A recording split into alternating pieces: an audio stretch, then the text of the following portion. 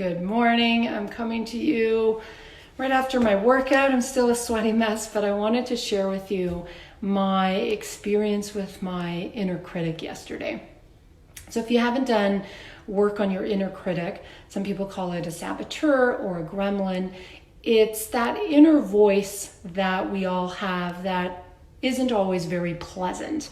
And so I'm doing a program currently with Shirzad Chamine, the author of Positive Intelligence, and it is around the inner critic. Now, he says that we have 10 inner critics. He's identified 10 different inner critics. One that we all have called the judge, and that is our main inner critic. And then he calls 9 additional accomplice saboteurs or inner critics. And the one that I want to share with you today that I have and that I've continued to do work on, which was very alive and well yesterday for me, is my stickler, which I call Ms. Perfectionist. And here's how she comes up for me. So this week we've been trying to juggle homeschooling with work, with, working out, staying healthy, doing the practices that nourish us, with, cleaning, cooking, all of the home stuff, and spending so much time at home with each other when typically we're out and about doing our stuff. And while for example, yesterday I woke up, I went for a walk, I came back, I did a bunch of stuff, I did yoga, I worked with each of the kids independently on some homework, I had them set up and do some homework themselves, I checked some email, anyway, all of the stuff that we all do. What my inner critic kept on saying was, not good enough, you need to control this. That's not being done correctly. You need to do this. You need to do more of this, and they have to do less of that. And I could feel the stress build.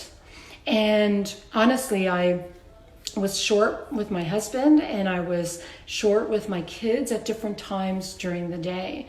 And I could feel the stress building, and I use the techniques that I've shared with you and that I'm deepening my learning through this program with Shirzad Chamine, which is really when you notice that, come to the present moment and use some kind of physical sensation to bring your awareness to that versus those thoughts or that stress that's starting to build. And while that helped, what I was beating myself up about was even having those moments come up, even having those things come up for me. And so I wasn't allowing myself to be human. And my, Ms. Perfectionist was saying, well, come on, this is what you do for a living. Why are these things coming up for you? And you should be better than this. And that just adds to the stress in general. And so I could really feel and I could really appreciate how some of my well-intentioned posts and videos around let's work out, and here's what I'm doing with my kids, and here's a new program free of charge, only available now, could lead us to beat ourselves up in the sense that we should be doing more, we should be working out, we should be eating healthier, we should be doing all these programs that are free now, we should, and that activates our inner critic. And so what I woke up with a real desire to both do and to share with you is to write a list of all of the things that are working just fine. They don't have to be perfect. Even in the moment of me being short with my husband, me being short with my children, what I wrote down was I was able to come back and say, hey, you know what? I'm feeling a little stressed. I apologize for that. Even if I don't have the resourcefulness or creativity in the moment to make it right, to look back on it and to just accept the humanity of it. It is part of the human experience.